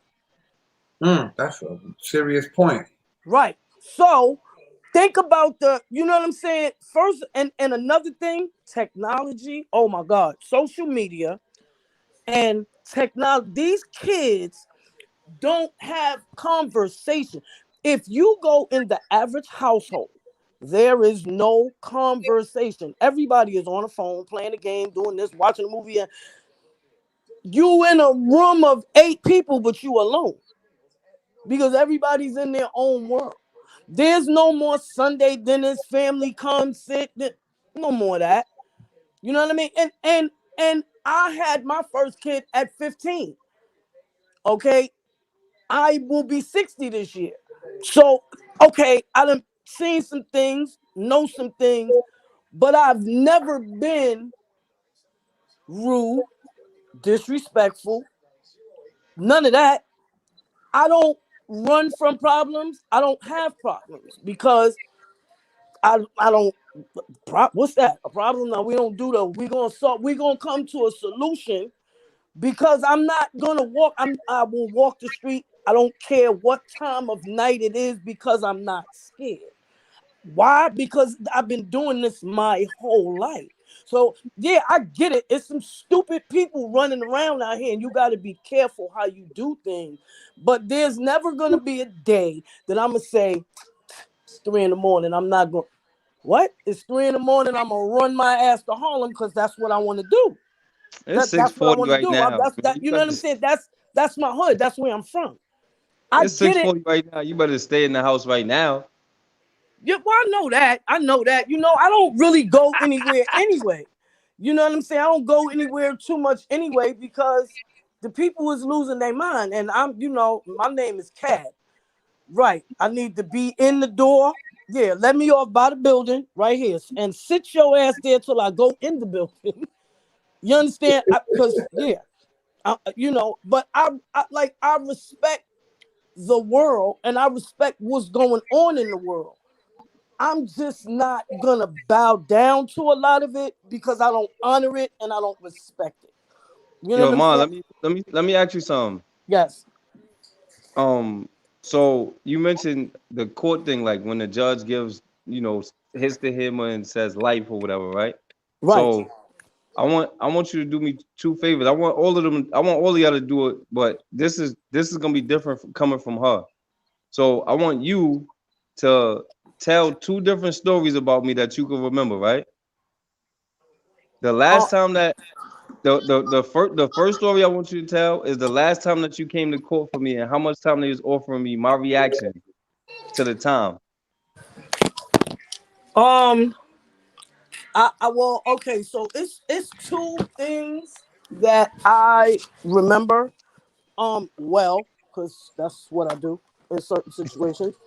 I remember you got arrested a couple of times and I was able to come to the precinct and you would leave with me. Well, I remember the first time that couldn't happen. And I was so broken going home. Like I didn't understand that. You know what I mean? As a mom, we want better for our children. Um, you've always had a smile on your face. You always been you know what I'm saying? No matter the situation, no matter the circumstances, you always have a smile on your face. You're a blessing to a lot of people because you don't, you know what I mean?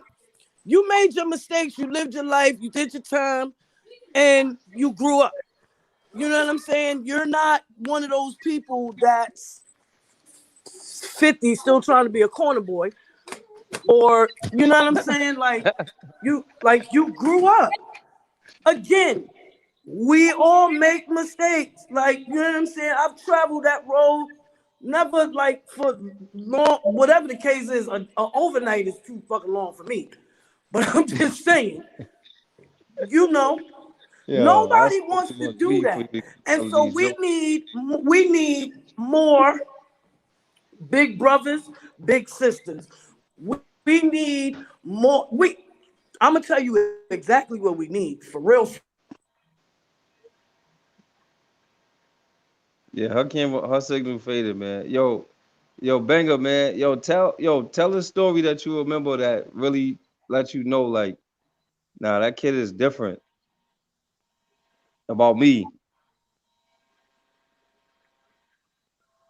Yeah, I mean, the mother just mentioned your smile, and Okay, I'm back. Sorry, y'all.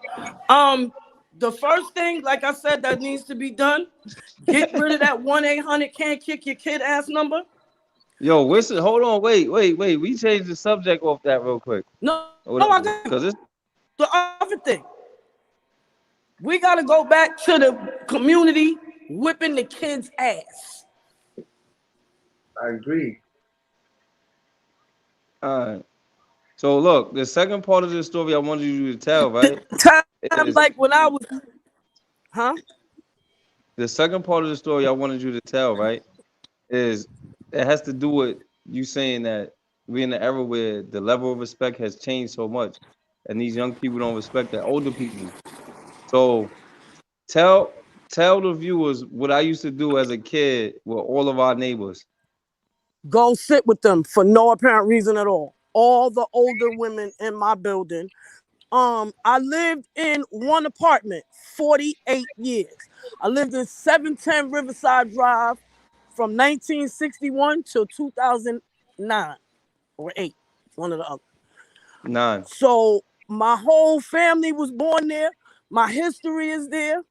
And a lot of the women that were like when I was growing up, they weren't Mr. or Mrs. They was my aunts. Um, my son would go and sit with them, or go to the store with them, or just go sit and read, or just go watch a game show, or just go talk with them, just because. You know what I'm saying? Nobody asked him, nobody talked to him, nothing. So he's always had a good heart. He's always been for the people, the person. You know what I'm saying? And, you know, like a lot of people, he traveled down the road and he came to the fork and he chose his own path. Like the prodigal son, though, he returned home and he's on a mission to do what he can to save as many souls as he can by feeding, clothing, you know, whatever the case is. And I humbly adore him and I love him and I'm proud of him and thank you. Yo, Banger, you up, Banger? All right, so your mama had mentioned your smile and everything, but basically, when we at first met, I was deep in it. I was in a whole nother zone. You know where I was at with it. So it was like your demeanor never changed though. Whenever I saw you, your demeanor never changed. Always upbeat, always smiling, always energetic, and always showing love. You reminded me of something pertinent the other day though. My son was 2012, 2000. Yeah, so blessed. My son might have been two, 2 to 3 years old or somewhere around that time. But you and I were introduced not long after, and I was in a bind. My money was low, and I called you. I called you because I needed some money to get some diapers for Bless, and you reminded me that when I called you, you were thinking it was something more major than what it was. But to me, that was everything. Being a single dad and Bless being a toddler and everything, it was just me and him. So when I was able to call you, bro, and you came through for me like that right there meant the world to me, and it's been different levels of our bond since then. I saw you when we were both away from home, you know, and now that we home, I see the demeanor and everything is the same, and I also see how you've elevated your life now.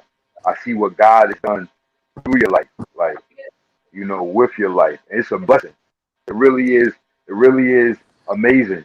And I told you not too long ago that you motivate me, bro.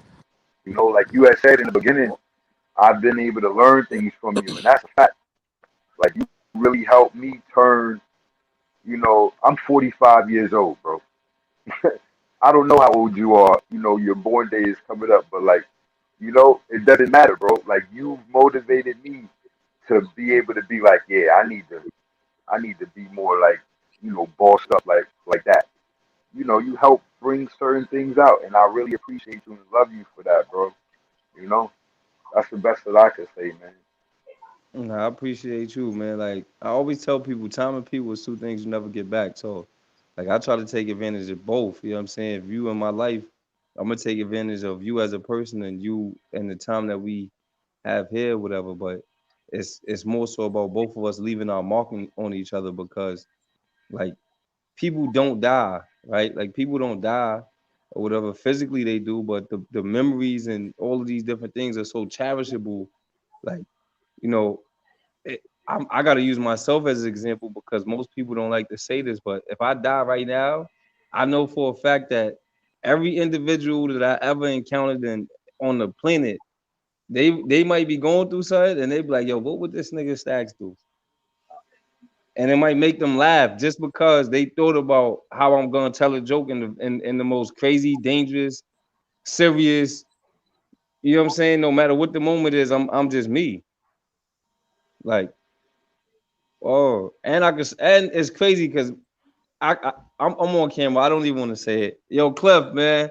What's up? Yo, yo, Yeah. just share one of your most memorable moments with me or whatever. Well, I mean, there's definitely it's many. We go back many years. I mean, just me being around the neighborhood with you, just filming around Amsterdam, Broadway, all uptown. But I mean, you told me something that, like, I guess a memorable moment. Well, I mean, there's two, but I would say the more memorable one. One was you know, just walking in the neighborhood and then finally being in touch with you, and then hearing your story, and then seeing how educated you was about, you know, the Bible, and how much of insight you had on life, you know, just bumping into you and having a simple, small conversation on 2/5 for 15 minutes. I learned more than I learned from you in 7, 8 years of walking by, slapping five. So sometimes all you got to do is just give somebody 15 minutes, and you might not even know how powerful that person may be. Like, you might walk past people in your neighborhood, going to the grocery store. If you just give Poppy 5 minutes, he might drop some great jewels that is your neighbor on the top floor that you never speak to. So I learned that because I see you all the time, but then I didn't know about you doing time. I didn't know how educated you was when you did time, and learned about the word of God. And I didn't know how much that affected you, and how it infected you. You started infecting other people with the word and just dropping little jewels. I know you dropped something on me, so that was a little powerful. And I was already just trying to learn the word. But another memory was, man, you told me something that I kind of had no idea of until you told me, which, like I said, it comes hand in hand with me bumping into you for that 15 minutes on 125th, because you told me something about myself that, like, made me do the double take in my brain. Like, I did that in my brain. I did the double take. Like, no, I didn't do that. But it wasn't nothing like horrible. But what you did and you brought to my mind, because you said it was a night in Harlem, you know, a night of just basically, I don't know if it was a weekend night or whatever, but apparently I was feeling good. I was saucy or whatever, you know what I'm saying? Probably had, like, you know, margaritas or something. And you walked by me and you told me, this is what you told me. I said, you told me, you said, "What up, Cliff?" And you said I was walking with a shorty, with a girl. And after you said, "What up, Cliff?" I turned to the girl and said, "See, another one of my fans." That's what you told me I said. Yo, that's my word. You said that because I was like pissed off. I'm like, nah. Yo, up to today, I still don't remember it, but I'm not saying it's not true. Because when you got margaritas and you feeling good, and you a little tipsy, you might not remember it.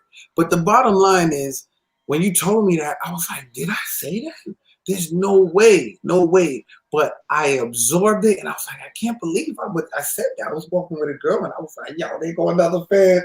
I couldn't believe it. But when you told me that, it was just funny.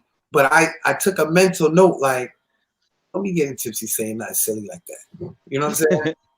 So, yo, listen, thanks man. for bringing it to my attention, because I really did take a minute. That's not my character, you know, but like I said, I appreciate you bringing it to my attention. It was funny, though, but also it was also insightful to it for It me. wasn't funny to me. It wasn't funny to me at the moment. You No, know, we can laugh about it no, years later. not at the moment. Like, When you told me 10 plus years later, it was kind of funny though, because I just was like, wow. But go ahead, yeah. But you know, I've always known you to be a humble dude. You feel me? So you know that particular moment, you know, I just had to brush it off. I said when we speak, I'll let them know or whatever. Right. You know what I'm saying? Like, he told me 10 years later. You feel me? Yeah, years later. It Yeah. took years later because I went to prison, but right. You know, I'm just happy to have solid people in my life. You feel me? That's right. I caught you. I hit you up last night at 10 o'clock at night. Like, yo, what up? 1 year anniversary. You gonna jump on? Like, and this is what I say about solid people. They always ready, right? Like, they always ready, right? Like, you could have been anywhere in the world, but you're here with me, and I appreciate that. You feel me? No and then I hit him. I told him about this at 9 this morning. Wow. Or whatever. You know what I'm saying? Like, so, like, you know the Bible say, be ready, be ye ready, or whatever. Like, you know what I'm saying? I got solid people that's ready for the moment or whatever the situation is deemed for. And I like the same way that y'all wish me a high level of success and all that, I wish y'all the same high level of success or whatever. Thank you. You know, let me just give a few shout outs or whatever. Some people came on the show, some people never made the show or whatever, and some people, you know, some people they're gonna be on the show eventually, like hopefully, right? So shout out to Yamalat. She quit her job to make wigs. She was on the show back in I believe it was May, June-ish. Shout out to everybody celebrating a birthday. It's our season, man. You know what I'm saying? Like, we in the building. You know, they say it's Aquarius season, but I say my sign's a dollar sign, man. I'm getting to the bag. There you go. Hey. Shout out to my man Scambino, man. He got them hoodies out there, man. Choose happiness over stress. Choose happiness over stress, man. Shout out to my man Gambino, man. He doing his thing with the hoodies. He got music out there, whatever, on all major platforms or whatever. Shout out to my man Vague. Him and Queen of the Ring and Smack DVD is joint forces or whatever. So y'all gonna start to see the females battling the guys. They venturing off the bigger things or whatever. Who else? Shout out to T Sexy, man. She still got that that song on 105.1 Bounce or whatever. It's an ass shaking song or whatever for the ladies or whatever. Shout out to her old rap name was Star Smiles. Her new rap name is Star Quasia or whatever. She got a song out called I-95. She's going crazy or whatever. And like, I just love her transition from a battle rapper to an artist. You know what I'm saying? That's the hardest transition. If anybody knows about battle rapping, you be so much in battle mode that when you get on a beat as a battle rapper, you battle in the beat. Right. So the song don't even come out the way it's supposed to because your swag ain't all there. Right. Like, that's a hard transition. Yo, shout out to my man Banger, man. He got music he about to put out there, whatever, man. I forgot to even tell him about your shit. You know what I'm saying? My hoodie dropped on my birthday, man. February 10th, man. It's gonna be monumental, man. I got the hoodie, 8 letters, 2 words, 1 meaning, get money or whatever. That's not even just a hoodie, man. That's a movement. Like, it's about getting money. Like I always tell people, they never treat rich people the same way that they treat poor people, whatever. Jay-Z could come in the hood and the cops would know that it's Jay-Z, and he could commit the same crime I commit, and I'm going to jail, and they're gonna look at Jay-Z and get an autograph and keep moving. Right. Exactly. True. Right. So, you know, that old motto, money talks and bullshit on the marathon, man. That's, you know, it's official. Shout out to my man Knowledge Born, man. Shout out to Something for the Culture, Jazzy J or whatever. Yes, sir. Knowledge Born. Shout out to Ken Murph, man. WBLS. If y'all not there yet, man, he's mixing it up right now on WBLS or whatever, and he's always on at 9 in the morning to 10 or whatever. Yeah, that's shout out. Murph. Shout out to my sis Mary, man. She was on the show with my mom. Shout out to my mom. You know, we did a show called Moral Dilemma, just speaking on the moral dilemma or whatever, and how people don't generally engage in talking about moral dilemmas or whatever. They try to just brush it off and act like it doesn't exist, but that is something that's real and it exists and it needs to be spoken about or whatever. And that's more so the reason why these young dudes is running around smacking and jumping on women and biting their faces and all that, because nobody's actually speaking to them about the moral dilemma and how wrong it is or whatever. Like, shout out to my man Pierre McFlair, he's the best young rapper on the planet. I don't care what nobody say. If I mention them, they the best at what they do, man. Simple as that. Shout out to my homegirl Tanifia. Me and her about to put a song together or whatever. She gonna sing on it. I'm just gonna write it or whatever. My man Bugatti Biggs, man. Shout out to him. Shout out to my homegirl Stevie in LA or whatever, man. She out there doing her thing or whatever. And I got a song that it's called All-Star Weekend or whatever. It's East Coast, West Coast vibes or whatever. I'm gonna have one East Coast rapper on it, and I'm gonna have her because she represents the West Coast on it or whatever. She spit like a grown-up Little Kim without all the sex. Yo, shout out to my man Cliffy Balls and all his future ventures, man. I know that he got the straight out of Compton joint or whatever. Official. He was out in Compton. These dudes go out there for vacay. You was out there, you know what I'm saying, filming. Like, this is different or whatever. So, like, when I hear stuff like that, it lets me know that I'm around people that's raising the bar, and I gotta raise the bar. You feel me? Right. Like, no. So but you are raising the bar. You doing your thing right now, bro. You doing community. It's a bigger level to this, man. It's a level that we haven't reached that. You feel me? Like, and you know, the motto is plan your work and work your plan or whatever.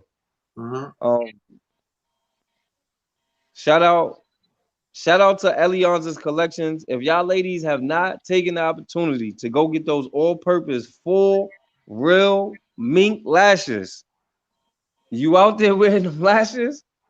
She got the lashes that you could go from church to the club in. She got the joints you can go from the club to the job in. She got the lashes that you could stand on the corner in. You know what I'm saying? Like, she got the lashes, man. Y'all go check that out. Elianza's Collections on Instagram or whatever.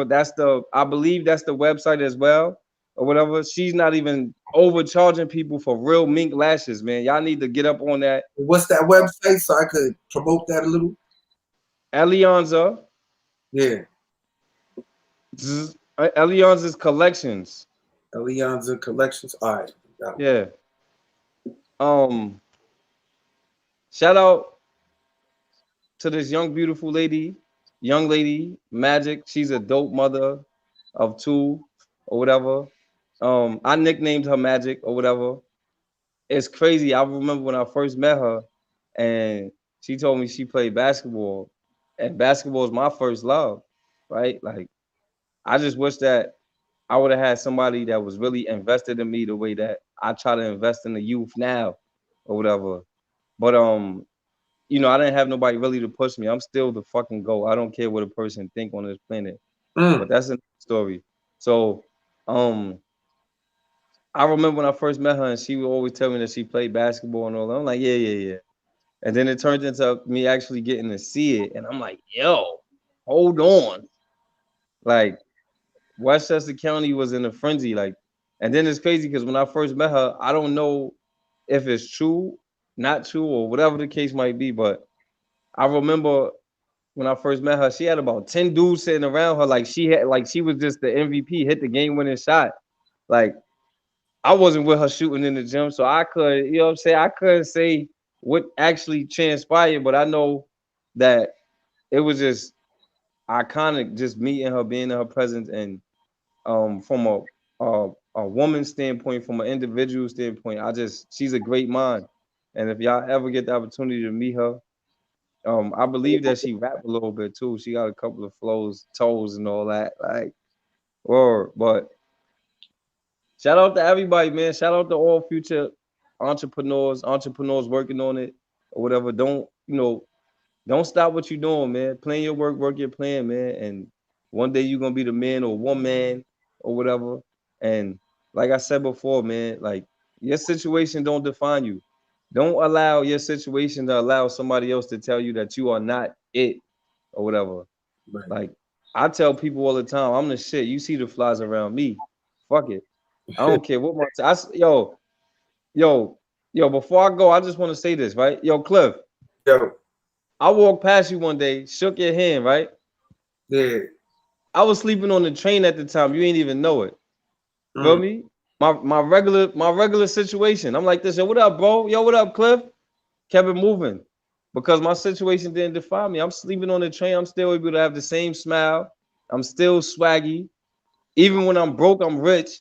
You know what I'm saying? Like, so no matter what my situation is, I'm the king on the chessboard. You feel me? So, like, at the end of the day, that's how I live, and that's why I always move the way I move, man. But I love y'all. I love what I'm doing. I love Do the Knowledge, man, and we're gonna keep doing it. I got a special guest next week. It's gonna be epic. I hope y'all tune in or whatever. And if y'all got any questions during any one of my shows, every Tuesday at 5 p.m. or whatever, you can check me out.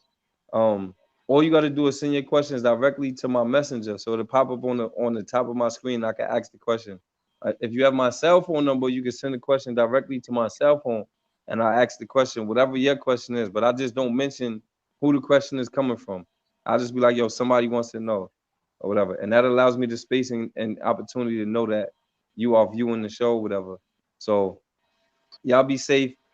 Next Tuesday, man, we back on for another boss talk, man, with the boss himself, man, Staxx, man. I'm here. I appreciate you guys, man. Thing, man. Happy early birthday, man. Happy early Listen, just make sure you come drink some champagne with me, man. I'm gonna be don't look. Say that. You didn't know this. Don't give this, right? I'm 34. I'm gonna be 34, right? I'm gonna be 34. I'm gonna have 34 bottles of champagne for the situation, man. It's gonna be crazy. That's real. All right. All right. We're gonna do it. I'll see you in a minute, bro. All right. One, y'all.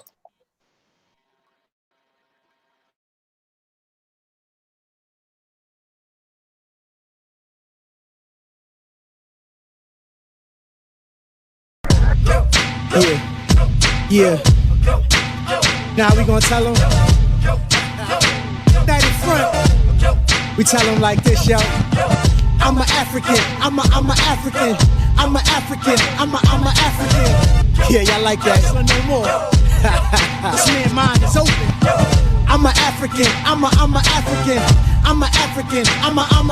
Let's get back to the best developed by recognizing the common enemy.